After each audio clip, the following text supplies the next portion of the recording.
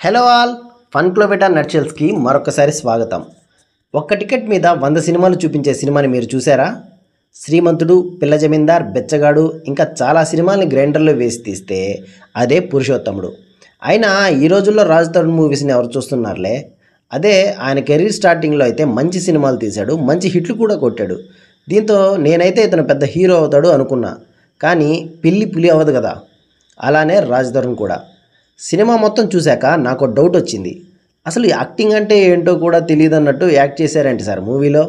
అసలు ఇంట్రెస్ట్ ఉండే మూవీస్కి సైన్ చేస్తున్నారా, లేక డబ్బులు వస్తున్నాయి కదా అని స్క్రిప్ట్ కూడా వినకుండా సినిమాలోకి చేస్తున్నారా? మొన్నే ఒక్క వీక్ గ్యాప్లో 2 సినిమాలు దించాడు. అందులో ఒక్క సినిమా కూడా జనాలకి రిలీజ్ అయినట్టు తెలియదు. అలా ఉంది మన సార్ స్క్రిప్ట్లు. ఈ సినిమా వరస్ట్గా ఉండబోతుందని ముందే తెలిసి కూడా ఈ సినిమా చూశానంటే నా అంత పెద్ద రెడ్ ఫ్రూట్ ఇంకోడు ఉండడు. కానీ మన యూట్యూబ్ ఛానల్కి కూడా కంటెంట్ కావాలి కాబట్టి తప్పలేదు. ఈ సినిమాలో మెయిన్ లీడ్ పర్ఫార్మెన్స్ బాగలేదు. సైడ్ యాక్టర్స్ లానే చేశారు. డైరెక్షన్ దొబ్బింది. కనీసం సాంగ్స్ అయినా బాగుంటే అంతో ఇంతో రిలీఫ్ ఉండేది. కానీ ఒక్క సాంగ్ కూడా బాగలేదు. ఈ సినిమా చూస్తున్నంతసేపు ఇప్పుడు అట్లీస్ట్ ఒక్క పాట అయినా వస్తే రిలాక్స్ అవుదాం అనుకున్నా. కానీ ఆ పాటలు విన్నాక అర్జెంటుగా సాంగ్స్ స్కిప్ చేసి స్టోరీ స్టార్ట్ చేయండి బే అని చెప్పాలనిపించింది. ఆ మాటకొస్తే ఈ సినిమా మొత్తాన్ని స్కిప్ చేయడంలో తప్పే లేదు. ఇంకా సినిమా స్టోరీలోకి వెళ్ళే ముందు ఈ స్టోరీ నచ్చాలంటే మీరు టాలీవుడ్లో సగం సినిమాలు చూడకుండా ఉన్నట్టయితే పక్కా నచ్చుతుంది. లేదంటే సినిమా ఓపెనింగ్ షాట్లోనే క్లైమాక్స్ ఎలా ఉండబోతుందో చెప్పేస్తారు. ఇంకా సినిమాలోకి వెళ్తే ఫారిన్లో పెద్ద పెద్ద చదువులు చదువుకున్న హీరో ఇండియాకి తిరిగి వస్తాడు. వాళ్ళ అయ్య ఒక పెద్ద కంపెనీకి సీఈఓ. ఇప్పుడు నెక్స్ట్ హీరోని సీఈఓ చేద్దాం అనుకుంటాడు వాళ్ళ నాన్న. కానీ సీఈఓ అవ్వాలంటే దాని వెనుక ఒక లాజిక్ ఉంది. హీరో వాళ్ళ తాత సీఈఓ అవ్వడానికి ఒక స్కీమ్ పెడతాడు. ఆ టెస్ట్లో పాస్ అయితేనే సీఈఓ అవ్వాలంట. అదేంటంటే ఇప్పుడు మన హీరో 100 days ఇంట్లో వాళ్ళతో టచ్లో లేకుండా, అసలు ఇంటి పేరు వాడకుండా బయట జనాల్లో సామాన్య పురుషుడిగా తిరగాలి. ఒకవేళ ఈ టెస్ట్లో ఫెయిల్ అయితే చిన్న కొడుక్కి సీఈఓ సీట్ ఇచ్చేస్తారంట. ఇదేమిటి లాజిక్ రా బాబు, పెద్దోడికే రూల్సా, చిన్నోడికి ఉండవా? ఈ రూల్ వల్లే హీరో వాళ్ళ పెదనాన్న 100 days కోసం వెళ్తే ఇంకా 20 years అయినా మళ్ళీ తిరిగి రాడు. ఇంకా ఆ సీఈఓ సీట్ హీరో వాళ్ళ నాన్నకి వచ్చేస్తుంది. ఇప్పుడు హీరో వాళ్ళ పెదనాన్న ఫ్యామిలీ వాళ్ళు ఊరుకుంటారా? హీరోని సీఈఓ చేయడం ఇష్టం లేక 100 days హీరోని ఏటైనా దొబ్బే అంటారు. ఈ గ్యాప్లో హీరో ఆ టెస్ట్లో ఫెయిల్ అయ్యేలా చేసి ఆ పెదనాన్న కొడుకుని సీఈఓ చేద్దామని ప్లాన్ అనమాట. అయినా ఈ 100 days ఎవడికి తెలియకుండా తిరగడం అనేది బిచ్చగాడిలో చూసాం కదా సార్. హీరో పెద్ద పోటుగాడిలా అక్కడి నుండి దొబ్బేస్తాడు. ఉన్నాడో పోయాడో కూడా ఎవడికి తెలీదు. ఇప్పుడు హీరోయిన్ స్టోరీలోకి వస్తే యాక్టింగ్ రాదు, డ్యాన్స్ రాదు. అసలు సినిమాలో స్కోప్ ఉండే రోల్ అయినా అంత యాక్టింగ్ చేయలేదు. అయినా స్కోప్ ఏంటి బొందా, శ్రీమంతుడిలో శృతి హాసన్ క్యారెక్టరే కదా. సేమ్ శ్రీమంతుడిలో రాహుల్ రవీంద్రన్ హీరో వాళ్ళ కంపెనీలో ఏదో స్కామ్ చేస్తుంటే మహేష్ బాబు అది కనిపెట్టి క్లాస్ పీకినట్టే ఇందులో కూడా ఆల్మోస్ట్ సేమ్ సీన్ ఉంటుంది.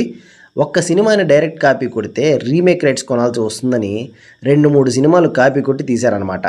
అయినా కాపీ కొడితే కంపోతుంది కానీ కొత్త స్టోరీ అవ్వదు. ఈ సినిమాలో మెసేజ్ ఇచ్చే స్కోప్ కూడా ఉంది, కానీ కమర్షియల్ ఎలిమెంట్స్ పెట్టి మెసేజే లేకుండా తీసేశారు.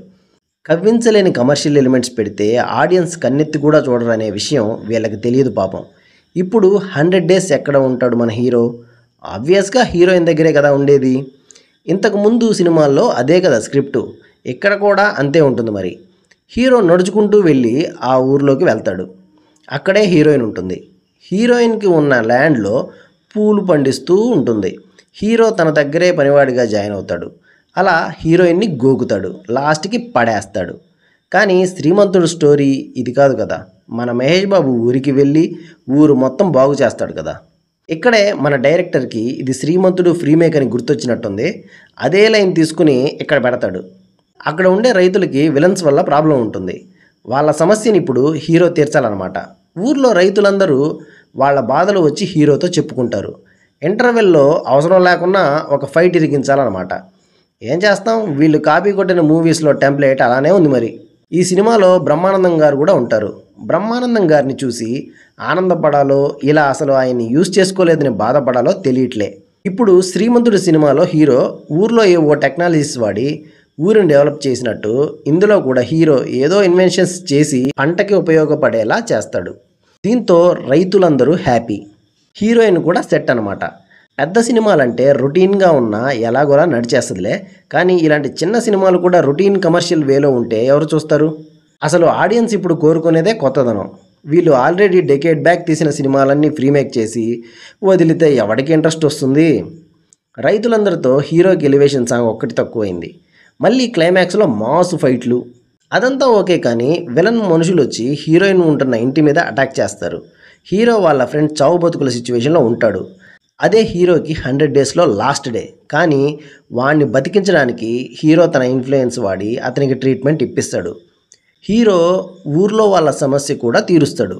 కానీ 100 డేస్ అవ్వకముందే హీరో తన ఇన్ఫ్లుయెన్స్ని వాడినందుకు హీరోని సీఈఓగా రిజెక్ట్ చేస్తారు. అప్పుడే ప్రకాష్ రాజ్ వచ్చి సొల్లు దొబ్బుతాడు అనమాట. ప్రకాష్ రాజ్ ఎవరంటే హీరో వాళ్ళ పెదనాన్న. 100 డేస్ కోసం వెళ్ళి 20 ఇయర్స్ అయినా తిరిగి రాడు కదా, అతనే ప్రకాష్ రాజ్. మరి ఇన్ని ఇయర్స్ నుండి రానోడు ఇప్పుడు ఎందుకు వచ్చాడు అంటే హీరోకి ఎలివేషన్స్ ఇవ్వడానికి. హీరో గొప్పోడు, హీరో అక్కడ ఊర్లో దేవుడు అని చెప్పేసరికి అందరూ హీరోనే సీఈఓ చేద్దామని ఫిక్స్ అయిపోతారు. హీరో వాళ్ళ పెదనాన్న కొడుకు కూడా సైలెంట్గా సారీ చెప్పేసి సైడ్ అయిపోతాడు. ఈ మాత్రం దానికి ఎందుకురా సినిమా మొత్తం హీరోని చంపడానికి మనుషుల్ని పంపావు? అయినా కూడా హీరో చాలా సిచ్యువేషన్స్లో తన ఐడెంటిటీ ఎవ్వరికీ చెప్పకుండా ప్రాబ్లమ్స్ ఫేస్ చేస్తాడు. ఇదే బెచ్చగాడు సినిమా అయితే అమ్మ సెంటిమెంట్ కాబట్టి అక్కడ ఎమోషన్ వర్కౌట్ అయింది. ఇక్కడ ఎమోషన్ ఏముంది, బొంగు. వాడు సీఈఓ సీట్ కోసం సెల్ఫిష్గా చేస్తున్నాడనే అనిపిస్తుంది.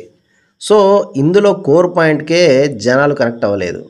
అసలు ఈ సినిమాని థియేటర్లో ఎవరైనా చూసారో లేదో కూడా తెలీదు. మన దరిద్రానికి ఓటీటీలో కూడా వచ్చింది. చూడాలనుకున్న వాళ్ళు చూసేయండి. నెక్స్ట్ వీక్ ఇంకో వీడియోతో కలుద్దాం. నేను మీ అభిషేక్, సైనింగ్ ఆఫ్.